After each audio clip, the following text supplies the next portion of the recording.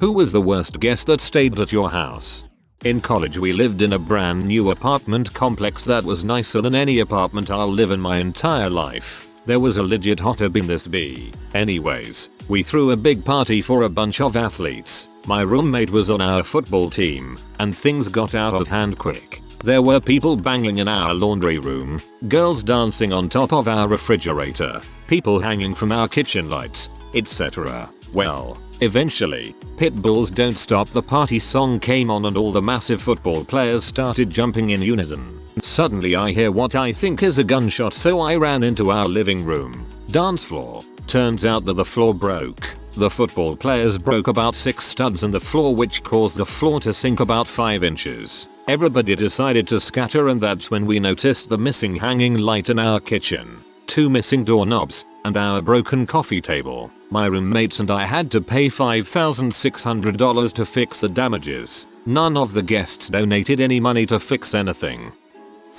My dad's old friend. His name was Tom. Tom was in town and needed somewhere to stay, so he shows up at my house uninvited. My dad, being a good friend, decided to let him stay with us for the next couple of days until he figured his crap out. On the first night he ran out of alcohol and decided to raid the cupboards to see what he can find. He found rubbing alcohol and decided to drink that. He puked everywhere. He then ordered a bunch of pee on the pay-per-view and left the cutting board on the stove. He blamed me for all of this. My dad's not an idiot and didn't believe this for a second. Tom is now in a halfway home.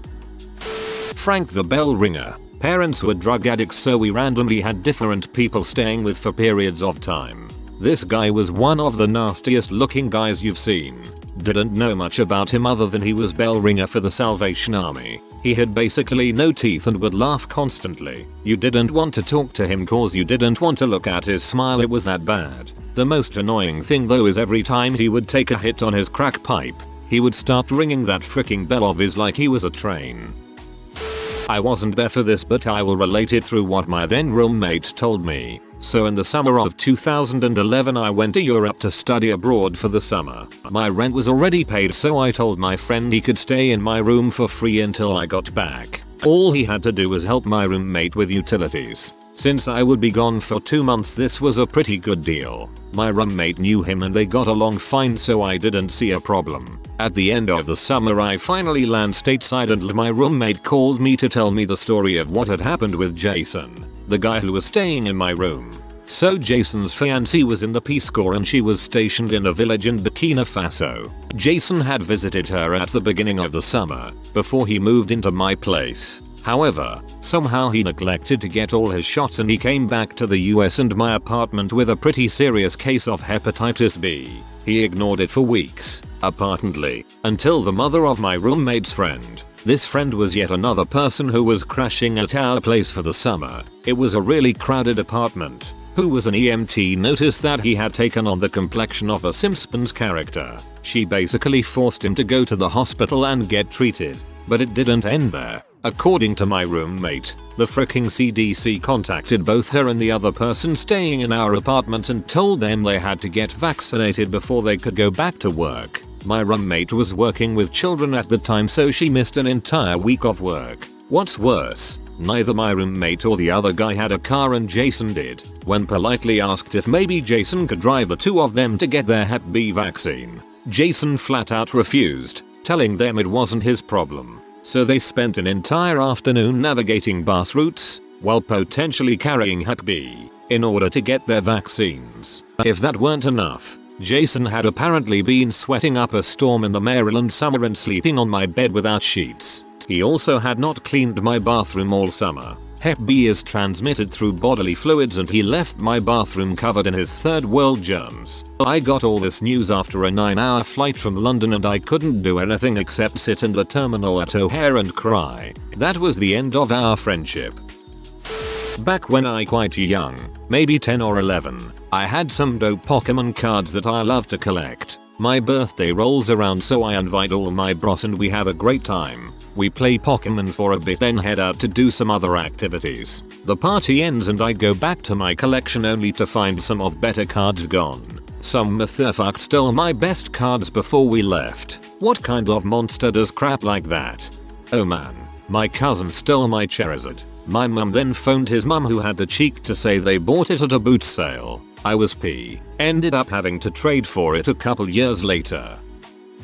I just want to thank everyone for reinforcing my life decisions of being an introverted antisocial weirdo that never makes friends. Thanks. Your stories make my nights alone masturbating seem a lot better. My friend was sleeping on a mattress on the floor in my spare room after a night out. She needed to be sick and just literally rolled on her side and spewed everywhere, then rolled back over and went to sleep. I had to clean up around her. There was a lot of unchewed fries and the hue was that of a considerable consumption of red wine. Amateur, red wine does not go with unchewed fried. You need a nice dry white. I lived at home for most of college and my sophomore year. My brother, who was in the Marines and stationed in Okinawa, called to ask if his fiancée could come live with us until he got home in 9 months. We didn't know he was engaged. For some inexplicable reason, my parents agreed. She moved into the spare room and she seemed really sweet at first, and then it started to become clear that she was a pathological liar and a thief. She told me my little brother cried himself to sleep at night because I picked on him. I was unconvinced. Our family is one where affection is shown through teasing and roughhousing. When I asked my little bro if I should lighten up and whether he cried at night, the little 13-year-old crap told me he goes to sleep every night with a hand on his junk and a picture of my girlfriend under his pillow. She also lied about our dog getting grabbed from the yard and stolen. The dog had just gotten out of the fence and wandered into the neighbor's yard and made friends with their beagle. And then she went out and adopted a dog without warning anyone. My family, being dog lovers, couldn't bear to kick it out. Of course, the bee never trained her dog, which proceeded to pee all over the rug in her room, so it had to be replaced. The dog also started to get nasty and snap at people because she never corrected him when he did. The last straw, which led to forcibly moving her belongings out to the curb and locking the doors, was when she stole my parents' checkbook and tried to write checks at the gas station down the street. Fortunately, I worked at that gas station and the manager knew my family and thus knew it was a forgery. He called the cops and had her arrested and then called me to give me a heads up. We called her cell and left a voicemail telling her she was out and moved her stuff outside. Since the dog had never seen a vet or been neutered, I decided it was in his best interests to find a new home and took him to the SPCA. She never went looking for him. He goes to sleep every night with a hand on his junk and a picture of my girlfriend under his pillow. A fellow Redditor then. When I was in college, I agreed to allow one of my friends and his new girlfriend stay at my house. They were supposed to arrive at somewhere around 3 PM. This was before cell phones, so I couldn't just text them to see where they were. They show up, drunk, at 1 AM. I make it clear I'm irritated, so they make an effort to smooth it over for me before I go to bed. The next morning, I realize they smoked all my weed and cigarettes. On top of that, they ignored me the entire morning, even after I made them breakfast. I had enough and told them to leave. Our friendship never recovered. It's not the worst story ever, but it was bizarre to be so blatantly ignored in my own house. My mum's boyfriend proceeded to bring back a homeless guy they were chatting with in the bar. Sounds nice and all, but it continued. For 2 months, you know that feeling when you get home and just want to crack open a beer, come home and your beer had just disappeared from the fridge even though you put it in before work. I do, because the homeless is also an alcoholic, drinking all the beer he can get his hands on midday, then proceeds to bring himself in on the daughter's 2nd birthday when it was specifically said by the mother that she didn't want him in the house. He was in the house. Had a housewarming about 6 months ago. Lots of drunk people generally behaving pretty well. A few people ended up crashing all over the place. My room and my roommate's room are a little strange because the walls are made of styrofoam and damage really easy. Someone carved on my roommate's wall with a pair of scissors. Hello Justin, I like your room. I don't have many guests sleep over, but my fiance's family came for one night. I woke up to her father cooking in my kitchen and using metal utensils on my brand new non-stick cookware. Scratched the crap out of them. My aunt from Florida. She used to come in about once a year. One year a ton of photo albums went missing, but we didn't notice it for months. She never stayed with us again. She hasn't been here in at least 5 years and she hasn't called in at least 3. I don't know if he counts as a guest, but an old man that rents a room in the same house as me. He does not flush the toilet when he pees. His pee smells awful. Sometimes when I am using the bathroom, I can hear him breathing outside the door. Sometimes he knocks on my door and doesn't respond when I say, "What?" But he just stands out there for like 5 minutes just breathing heavy. I'm glad he's moving out today. An old roommate was having a rough time. Stayed on my couch for a month. Cleaned up after himself. Brought home extra cookies and delicious bread from the bakery he worked at. Gave us some great home brewed beer. And then left. He left. What an butthole. The dreaded mother-in-law. She stayed for the worst 6 months of my life, and the only way we finally got her out included the psych ward. It was that bad.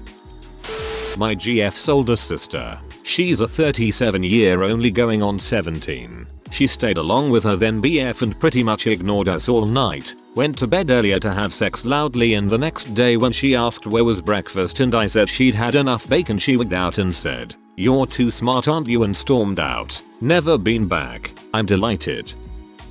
In college, my then GF now wife had a party and a few people crashed there afterwards. We woke up the next morning to find that someone crap in the kitchen sink. The best aim, right into the drain. We still wonder what she ended up wiping with. Oh yeah, it was a 100-pound girl, and she didn't admit it until a few months later. My brother before my wedding stayed for 3 nights, hardly came out of his room, left empty Dukin everywhere, and didn't frickin' flush the fricking toilet. When we cleaned up his room, he left behind 2 cut up credit cards, half-eaten McDonald's, cheap earring and a used condom. The frick? My best friend was in a rough patch. GF of 5 years broke up with him. 2 months later starts dating a girl seriously younger than us. Moved 700 miles to Lincoln, Nebraska to be with her. That GF broke up with him after 2 weeks. So he was making his way home and moving in with a third girl we'd known for years. But he stopped for a weekend at our too small apartment and freaked out screaming and crying 2 separate times when my girlfriend had the gall to suggest a second move for a third girl in a 5-month period might not be the best idea. And then moved in with girl 3 and it fell apart in 3 weeks. So yeah, don't come couch surf and pick fights with my girlfriend just because she's looking out for you. Mother's husband's daughter showed up on 2 hours notice with her boyfriend and said boyfriend's German Shepherd. They stayed the night, then went to see her grandparents, taking our entire supply of dog food with them for 2 days. Because her dad is such a narcissistic twatwiffle, I had to purchase my own separate groceries rather than just toss money into a collective fund for the whole household. Now because her father never punished her, she also grew up to be a narcissistic twatwiffle, and as a result I had to explicitly mark the food I purchased. Which didn't matter, because she'd eat and drink my stuff anyway. So would mom's husband. Despite him having thrown a fit over food that resulted in me purchasing my own food in the first place. So yeah, this wonderful human being threw a crap fit one night because I figured that he was a decent human being and had made a plate of food for my mother since she was working. When she got home I asked if I could have it, and since she was starting a vegan thing she said I could. Nope. His seconds. He threw a goddamn temper tantrum over 2 pork chops and a baked potato. So that particular weekend daughter plus daughter's BF plus mom's hubby plus mom's hubby's BFF were all eating my leftover spaghetti, despite it being my quite clearly labeled spaghetti that I had bought, paid for, and cooked myself. They're literally stealing food from a disabled dude on food stamps. After the daughter left, while his buddy was still there I told him he needed to pay me back for the food they'd eaten and the pop his daughter and her BF had drank. OMG, my daughter is not a pop stealer. She must not have known that they were yours, which is what he said the last time. So in order to get at my sodas they would literally have had to remove 2 strips of masking tape that said VKS soda, do not drink. So I told him that if his daughter wasn't a pop stealer she was either blind, illiterate, or mentally retarded. Oh my god, they're like 50 cents. And they'd drunken 8 of them. That's $4. Or, you know, about the same value of foodstuffs that you'd pitched a fit over and forced me to purchase and maintain my own separate stock of food. And despite dropping by fewer times than I can count on my fingers while I was living there, she insisted on having them maintain a bedroom there. in which no one else was allowed to sleep. Daughter there twice a year, absolutely must have a bedroom. My siblings and niece there every other weekend, frick them. They can sleep on the couch.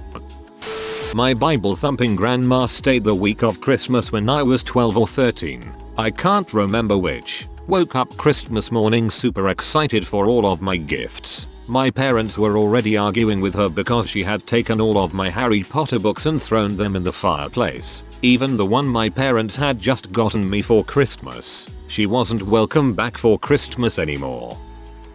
Some shady friend of an shady, didn't know it at the time, ex who I let stay over in my dad's basement with my ex, and in the middle of the night he somehow stole my dad's vodka and replaced it with water. I still don't know what he even put it in. I only found out about it weeks later when my dad started screaming at me that I had stolen his vodka, but I didn't even know what he was talking about.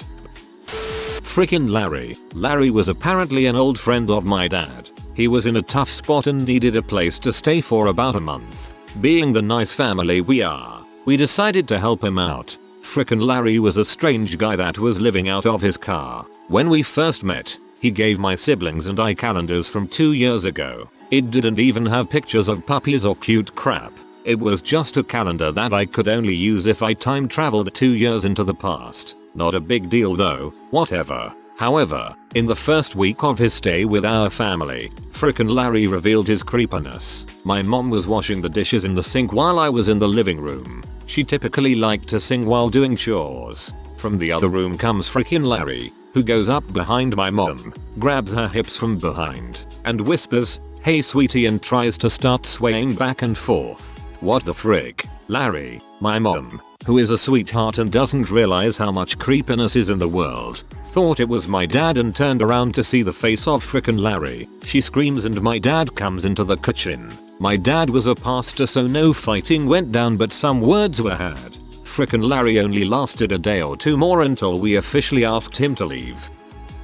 I was living with my sister at the time. Her boyfriend was visiting and his friend too, and a few other people. We all went out for a night out, got trashed, came back to our house and continued drinking. Nothing unusual there. This was in my student days. Now, here comes the most outrageous thing that's ever happened to me. The after party was winding down. Some people were asleep on the couch, others had gone to bed, which left me and my sister's boyfriend's friend. Let's call him Rob. I look into my kitchen and see Rob, who had been blackout drunk an hour earlier, with his trousers down around his ankles, sitting on my kitchen bin, literally taking a crap. This freaking guy was so drunk he thought my kitchen bin was a toilet. I went upstairs for a few minutes, lay down in disbelief, came back downstairs to the scene of the crime to see if my eyes were deceiving me. Nope, crap in the bin. Took the bag outside to the bin in the garden, slept it off. Next day Rob denies this ever happened, so I sent my sister's boyfriend to go open the bin bag and see for himself.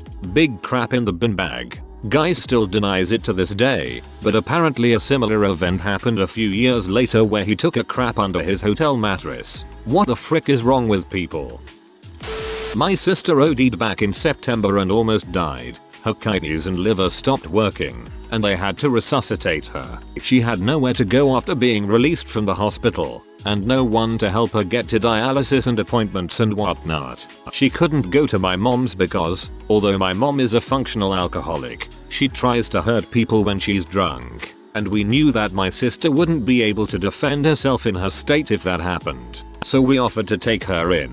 She's 28, mind you, no friend in the world, no bank account, homeless, hasn't had a job in 6+ years, because she's my little sister and she needed help, and we knew she wouldn't have made it if we didn't. She stayed with us for 3 months. 3 whole months of complete insanity. Long story short, by the end of it, she had OD'd 2 more times on prescription meds, stole my car, stole my wallet, took our change jar, and drank all the flavoring extract in the house. And she told my wife that I raped her, or molested her, wasn't clear, when we were kids. When she came to my house, she had 0 cash. When the cops finally found her, she had $2,000 cash and over $5,000 worth of various prescription drugs on her. And we found out that she had been dealing and buying drugs out of our house while we were at work. It was a relationship ending experience. I'll never be speaking to her again. I was 9. I let a friend spend the night at my house, but we only had one bed, so we shared. I wasn't aware of her bedwetting problem until that night. She flooded my bed, my blankets, and went all over me. She slept through the whole ordeal, but I was mortified. Do I get up and wake my mom up? Or do I wake her up? Or should I just wait until morning? I lay in bed, shivering, laying in this girl's pee for 4 hours until I heard my mom get up. If that would have happened now, I would have woke her butt up and made her clean up my bed. My wife's best friend, her husband, and child got evicted from their apartment. When my wife asked if they could stay, I agreed, but only for a month. It has been 5 months now and they constantly trash my house. They do not help pay for anything, bills, food, etc. They will leave their child with me and my wife to babysit for days at a time while they go to the casino. I work full time and my wife is a full-time student. I gave them a deadline of moving out, luckily that's in 3 days. I gave them a deadline of moving out, luckily that's in 3 days. See you soon over at a Galadvis when they say frick you to that idea and you need to have them evicted. I had a friend who stopped paying rent at his place, had to leave, and for some reason I offered him the couch at my place, which I share with 2 roommates. A couple of weeks turned into a couple months. One day I came home from class and he had let in about 9 Hispanic dudes, tatted from head to toe, wearing Dikes and plaid shirts, who I eventually realized were members of MS-13. Yes, the MS-13. They were smoking weed, drinking Corona, and doing lines of blow off my coffee table, pretty much trashing the place. That night I told my friend he needed to leave the apartment and find somewhere else to stay. I'm a tiny bit grateful for him, though, because if he hadn't have stayed there, I would have never smoked weed and done coke with MS-13. They were actually pretty fun. Several years ago, the house me and my then fiancée lived in was a sort of home for wayward relatives. My father and brother were living with us and paying rent. That was all fine and dandy. Then my trailer park queen's mother decides she wants to get separated from her abusive husband. That is my fiancée's stepdad. So her mother and 2 younger sisters, ages 17 and 11, begin to crash on our living room floor. It goes okay for a bit. She can't pay much rent but helps around the house. As if having 2 fighting sisters and future mother-in-law wasn't enough, my fiancée's father decides he wants to move back from Arkansas. This guy is an alcoholic himself. Who am I kidding? The whole family was except the 11-year-old. I'm sure she will be though. I'm pretty sure he was a crackhead at one time as well. So I now have a complete divorced trailer park family living with my fiancé and I. My brother moves out. Then my father shortly after. My fiancé and I never get alone time, so we go out one night. We're getting ice cream when her mother calls saying some crap is going down, but she's taking care of it and not to come home for a bit. So after a while we go home and it turns out drunk crackhead father tried to choke out his ex-wife and punched his teenage daughter. He's like 100 pounds, his ex nearly 250. So my fiancé, being the most sane of any of them and not wanting me involved, tries to kick him out. I hear them struggling at the door, so I run up. He just stops in silence. After a few moments of silence he begins to apologize and my fiancé tells him to leave. He starts swearing and making a scene in our front yard and gets in his car, drunk, and does a peel out and speeds around the block cursing a few times. Meanwhile the 17-year-old daughter that he slapped is in tears screaming for us to let him stay because he'll kill himself. My fiancé lets him back but didn't want me to say anything. Later I tell him if he's ever drunk at our house or has alcohol I'm kicking him out. If he ever fights with his ex I'm calling the cops. And finally if he hits any of his daughters again I will beat his butt. They stay for many more months with more crap happening, but nothing as serious or dramatic, just drunk hillbilly crap, until my fiancé and I break it off. TLDR. I took the girl from the trailer park but the trailer park came with her. Probably my brother-in-law. He is a great guy and I love him, but my gosh, he is a diva. He is on the larger side of the spectrum and we currently live in Florida where it gets pretty hot and muggy. Being a college student taking 7 classes, I don't have much money, so we try to keep the air around 75, never lower. Well, Since he was coming, I decided to tell him that if he wanted to lower the air a bit he could, but to keep it above 72. I woke up freezing all 3 nights in a row because he would get up once we fell asleep and turn our air down to 65. If I left for class, he would do it again, every time. Finally I had my wife confront him, thought it would be easier coming from his sister, and tell him he could use a fan to cool down. He proceeded to tell her she was an idiot and that a fan used just as much electricity as the air did, cooling the entire apartment. Won't be hosting him for a while. A band of family members invited themselves to a housewarming, brought their own drinks and snacks, because they just assumed there wouldn't be any available. Fiddled with the HVAC settings, because it's too hot, cold, set up incorrectly, whatever, nearly smoked up the house. I grew up with cigarette smoke and my smoke and my smoke and my smoke and my smoke and my smoke and my smoke and my smoke and my smoke and my smoke and my smoke and my smoke and my smoke and my smoke and my smoke. While there they complained about all decisions I'd made before moving in. You can't choose your family, but you can stop talking to them. In college, I had a house. My roommate said his cousin from Australia was going to stay with us a couple days. Cool. Then it was his cousin and her friend. Then friends. Then a few days meant 10 days. The 6 of them arrive, smelling like the fog that comes from the sewer, mixed with falafel, and asked if they could use the shower. Yes, please. By all means. Do you have a towel? Okay. Do you have soap? Sure. Then, the disaster that was the shower after this lot got done. It was like ring upon ring of filth. A rainbow, with a spectrum that went from black, to tan, to green. They sleep all day on the floor of the living room. Would get mad when we walked through, woke them up. Never cleaned up. Stuff strewn everywhere. But the worst part was the way they complained about everything American. Like it was my fault. I get it. Metric is better. Yes. Cars are dumb. On the last day, I get a text that they're going to make us dinner. Being that they were gross and vegan, I was wary, but when I got home, a big pot of spaghetti and red sauce was steaming and looking pretty fine. So as we're eating, this sauce is really fresh. Yeah, we got the tomatoes from your garden.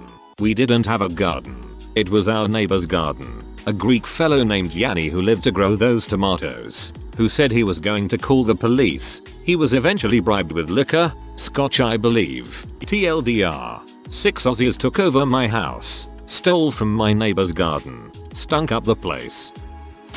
If you are new to the channel, you can subscribe. I publish new videos every day. Until then, check another video.